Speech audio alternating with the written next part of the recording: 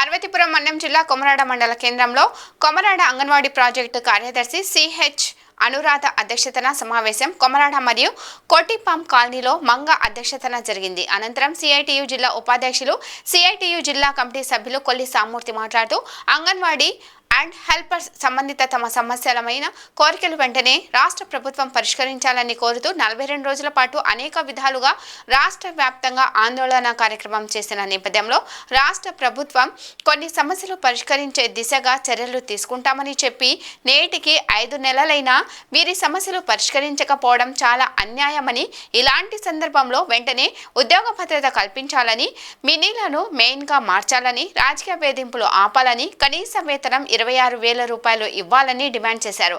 ఈ కార్యక్రమంలో అంగన్వాడీ టీచర్లు మరియు హెల్పర్స్ మరియు మినీ వర్కర్లు పెద్ద ఎత్తున పాల్గొన్నారు. డిసెంబర్ 12 నుండి అంగన్వాడీలు 42 రోజులు సమ్మె చేశారు. సమ్మె చేసిన సందర్భంగా గత ప్రభుత్వం కొన్ని హామీలు ఇచ్చింది. ఆ హామీలు మినిట్స్ కాపీ కూడా ఈ ప్రభుత్వానికి అందజేయడం జరిగింది. వాటికి జీవో రూపం ఇస్తామని చెప్పేసి ఈ ప్రభుత్వం అనేక దఫాలు చర్చలు చేశారు. ఇప్పటి వరకు జీవోలు అనేది ఇష్యూ చేయలేదు. మినీలోగా ఉన్నటువంటి వర్కర్స్ని మెయిన్ వర్కర్లుగా గుర్తించాలని చెప్పేసి అడగటం జరిగింది. సెలవులు ఇవ్వాలని చెప్పేసి, గ్రాడ్యుయేటీ అమలు చేయాలని, ఒక 62 ఏళ్ళ తర్వాత రిటైర్ అయిన తర్వాత రిటైర్మెంట్ బెనిఫిట్ కూడా ఇస్తామని గత ప్రభుత్వం ఒప్పుకుంది. ఈ ప్రభుత్వం ఇంకా దాన్ని అమలు చేయలేదు.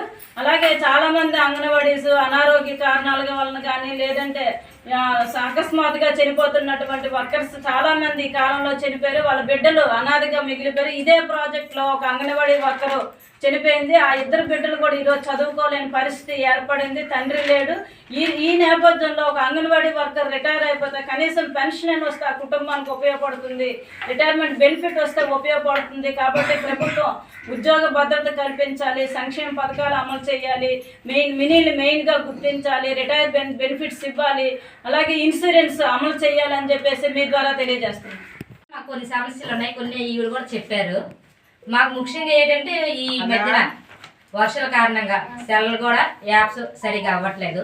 ఒకదానికి తోడు 3 యాప్స్ పెట్టారు. దానివల్ల చాలా ఇబ్బందులు పడవలసి వస్తుంది. చెయ్యాలని ఇప్పుడు నుండి కూడా ఇచ్చేస్తున్న ధర్నాలు కానీ ఇప్పుడు కూడా అమలు చేయలేదు. దాని తోడుగా ఈ మధ్యన ఒకదానికి తోడు ఒకటి కరెంటు బిల్లులని, ఆ బిల్లులని, రెంట్ అని, అదనిసి ఇదనిసి అన్నీ ఉన్నా ప్రవేశపెడుతున్నారు. దీనికి మేము ఏ విధంగా స్పందించాలి, ఏ విధంగా మేము వర్క్ చేయాలి. ఇక్కడ దానికి తోడుగా కొంతమంది వర్కర్స్ ఏజ్ బార్ కూడా అయ్యారు. వాళ్ళకి ఇప్పుడు కూడా బెనిఫిట్స్ అందలేదు.